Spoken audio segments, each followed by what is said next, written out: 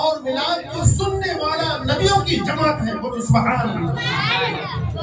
تو میلاد سننا سنت انبیاء ہے. میلاد کو سننا آپ لوگ رسول اور نبی کی سنتوں پر عمل کرتے ہوئے اس میلاد میں بیٹھے ہوئے ہیں. تو آپ لوگ کس کی سنت کو ادا کر رہے ہیں؟ نبی کی سنت کو ادا کرنے کے لیے آپ لوگ حاضر آئے اور اس محفلوں کو سجا دیا اور اسٹیج لگ گئی, کرسیاں لگ گئی, تمام کرسیوں میں آپ بیٹھ گئے. کس کو سنت, کن کے سنت کو ادا کرنے کے لیے؟ انبیاء کرام کی سنتوں کو ادا کرنے کے لیے, نبیوں کی سنت کو ادا کرنے کے لیے آپ محفل نور کی کرسیوں میں بیٹھ گئے. آپ کس کی سنت کو ادا کر رہے ہیں؟ نبیوں کی سنت کو ادا کر رہے ہیں.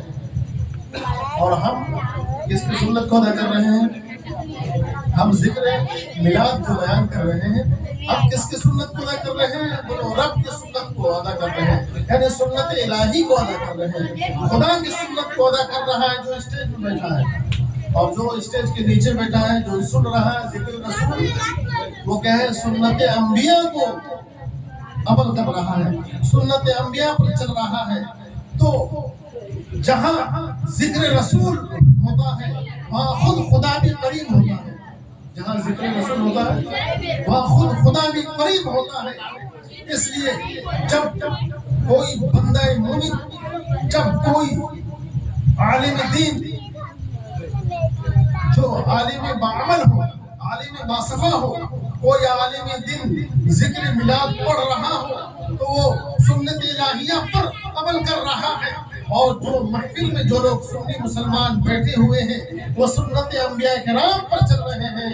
اسی لیے اعلیٰ حضرت امام عشق و محبت کہتے ہیں, خاک ہو جائے عدو جل کر مگر ہم تو رضا, دم میں جب تک دم ہے ذکر ان کا سناتے. خاک ہو جائے عدو یعنی دشمن. اور شاعر کہتا ہے نثار تیری چہل پہل پر ہزاروں عید ربیع الاول, نثار تیری چہل پہل پر ہزاروں عید ربیع الاول. سوائے ابلیس کے جہاں میں سبھی تو خوشیاں منا رہے تھے. خوشی کون نہیں منا رہا تھا؟ ابلیس غم میں بیٹھا ہوا تھا, ابلیس رو رہا تھا, ابلیس غم میں بیٹھا ہوا تھا, ابلیس ذکر رسول نہیں منا رہا تھا, وہ رو رہا تھا. سوائے ابلیس کے جہاں میں سبھی تو خوشیاں منا رہے تھے. جب اللہ رب العزت نے اپنے حبیب کو اس دنیا میں بھیجنے سے پہلے انبیاء کرام کی جماعت کو بلایا, انبیاء کرام کی جماعت کی روحوں کو بلایا اپنی بارگاہ میں حاضری کے لیے, اور ان سے وعدہ لیا, عہد کیا کہ تم لوگ جب اس دنیا میں جاؤ گے تو رسول کے میلاد کو مناؤ گے. تو تمام نبیوں نے, تمام رسولوں نے اقرار کیا, ہاں رسول کے ذکر کو ہم لوگ ضرور منائیں گے, ذکر رسول اپنی اولادوں میں پھیلا دیں گے, ذکر رسول کو دنیا کے کونے کونے میں, دنیا کے چپے چپے میں ہم لوگ ذکر رسول کو پھیلا دیں گے. اس لیے کہ ہم اسی اقرار پر, اسی بھاری اقرار پر مضبوطی سے جمے ہوئے ہیں. اب اللہ رب العزت فرما رہا تھا اس وقت, کیا فرما رہا تھا؟ آئے فرشتوں گواہ ہو جاؤ, ہم بھی تمہارے ساتھ شریک ہیں اس گواہوں میں. چنانچہ جب وعدہ لے لیا گیا رسولان اعظام سے, انبیاء کرام سے, جب اللہ رب العزت نے وعدہ لے لیا کہ جب وہ آخری نبی آ جائے, اس آخری نبی کے آنے سے پہلے ان کا ذکر جاری رہے, ان کا چرچا جاری رہے. اسی لیے 28 پارہ سورہ صف میں حضرت عیسیٰ علیہ السلام اسی آخری نبی کے ذکر کو یوں ارشاد فرمایا, وَمُبَشَّرًا بِرَسُولٍ يَأْتِي مِن بَعْدِهِ اسْمُهُ أَحْمَدُ, یعنی وہ خوشخبری دیتا ہوا, وہ خوشخبری سناتا ہوا, میرے بعد ایک رسول برحق آئے گا, ایک رسول اعظم آئے گا, ایک سب سے بڑا رسول آئے گا, ایک آخری رسول آئے گا, ایک آخری نبی آنے والا ہے میرے بعد, سب سے بڑے رسول, پیغمبر اعظم, سب سے بڑے رسول اس دنیا میں آنے والے ہیں, جس رسول برحق کا نام ہے احمد. سبحان اللہ. صبح طیبہ میں ہی بڑھتا ہے بارہ نور کا, صدقہ لینے نور کا آیا ہے تارا نور کا. عزیزان گرامی وقار, وہ رسول برحق اس دنیا میں آنے والا ہے، اور اس رسول برحق کا آسمانی نام کیا ہے؟ احمد ہے، اور زمینی نام کیا ہے؟ محمد ہے صلی اللہ علیہ وسلم۔ درود پاک اللهم صل على سيدنا شفيعنا حبيبنا مولانا محمد وعلى ال محمد بارك وسلم، صلوا عليه صلاة وسلام عليك يا رسول الله، صلاة وسلام عليك يا حبيب الله۔ ہر کوئی ایک عظیم نعمت ہے، پوری دنیا میں بے شمار نعمتیں ہیں جن کو تم شمار نہیں کر سکتے، جن کو تم گن نہیں سکتے، بلکہ نعمتیں تو بے شمار ہیں۔ یعنی انسان بھی ایک نعمت ہے، انسان کے چہروں میں آنکھ عظیم نعمت ہے، کان عظیم نعمت ہے، ناک عظیم نعمت ہے، منہ ایک عظیم نعمت ہے، زبان بہت بڑی نعمت ہے۔ اگر زبان نہیں رہے گی تو بول پائیں گے؟ نہیں بول پائیں گے۔ تو زبان بڑی نعمت ہے، بڑی بڑی نعمتیں اللہ رب العزت نے انسانی جسم میں رکھا، مگر اللہ رب العزت نے احسان نہیں جتایا۔ آسمانوں کو پیدا کیا، اللہ رب العزت نے احسان نہیں جتایا۔ زمینوں کو بنایا، اللہ رب العزت نے احسان نہیں جتایا۔ سمندروں کو بنایا، اللہ رب العزت نے احسان نہیں جتایا۔ پہاڑوں کو بنایا، اللہ رب العزت نے احسان نہیں جتایا۔ جب اپنے آخری نبی برحق پیغمبر آخر الزمان آخری نبی کو جب بھیجا، تو بھیجنے کے بعد اللہ رب العزت نے کیا فرمایا؟ احسان عظیم جتا دیا۔ سبحان اللہ۔ درود پاک اللهم صل على سيدنا شفيعنا حبيبنا مولانا محمد وعلى ال محمد بارك وسلم، صلوا عليه صلاة وسلام عليك يا رسول الله، صلاة وسلام عليك يا حبيب الله۔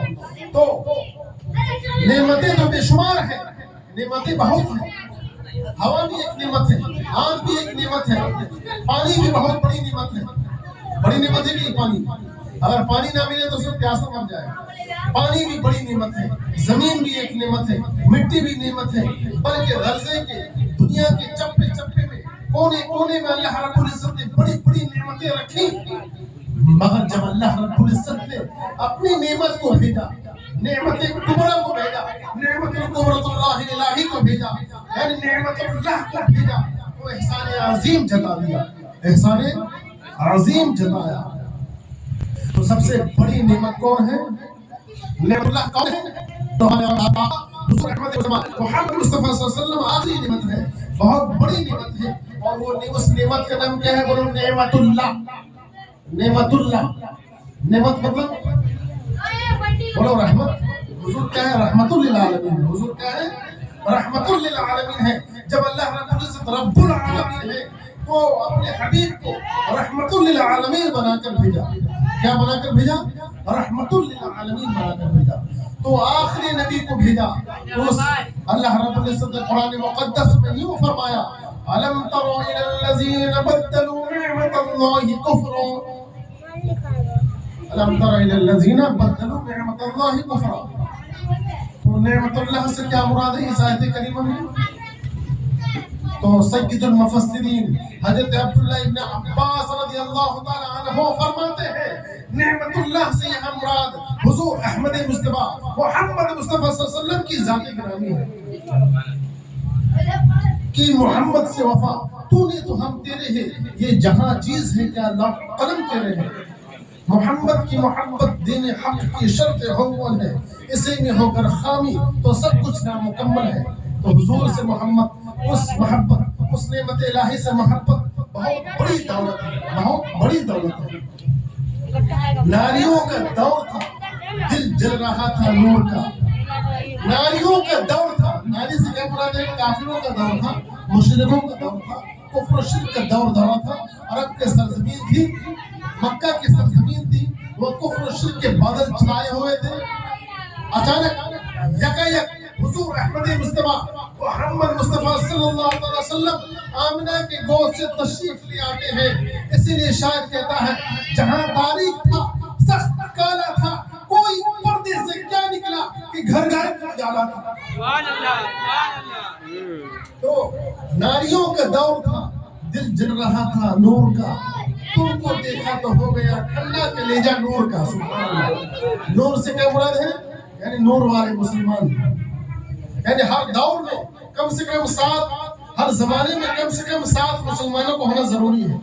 پوری دنیا میں حضرت آدم سے لے کر آخر تک، آخری نبی کی امت تک ہر دور میں ہر زمانے میں کم سے کم پوری دنیا میں کتنے مسلمانوں کو ہونا ضروری ہے؟ کم سے کم 7 مسلمانوں کا۔ تو حضور نبی کریم تاجدار مدینہ صلی اللہ علیہ وسلم خود فرماتے ہیں کہ میرا نور پاک پشتوں سے پاک رحموں تک منتقل ہوتے ہوئے ہر دور میں ہر زمانے میں ساجدین میں دورہ کرتا رہا۔ وَتَقَلُّبُكَ فِي السَّاجِدِينَ وَتَقَلُّبُكَ فِي السَّاجِدِينَ، یعنی میرا نور دورہ کرتا رہا ہر مسلمانوں کے پشت سے اور مسلموں کے رحم سے منتقل ہوتا رہا، یعنی پاک مسلمانوں کے پشت سے پاک مسلمہ کے رحم سے وہ نور منتقل ہوتا رہا، دورہ کرتا رہا۔ تو وہ پاک نور کیا کسی کو گوارا ہے کہ پاک نور ناپاک پشت میں چلی جائے؟ کیا اللہ رب العزت یہ گوارا کر سکتا ہے؟ کیا اللہ رب العزت کو یہ پسند ہے کہ حضور کا ماں باپ ابا امی کافر ہو مشرک ہو سکتا ہے؟ ہرگز نہیں، بلکہ حضور کے ماں باپ بھی کہیں صحابی ہیں۔ بولو سبحان اللہ۔